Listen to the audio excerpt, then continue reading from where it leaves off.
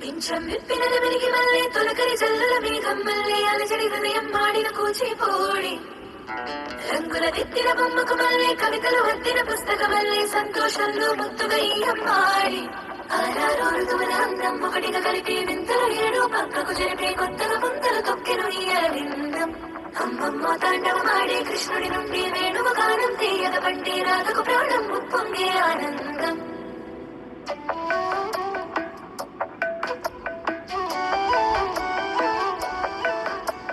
మధురము కదా ప్రతొక నడక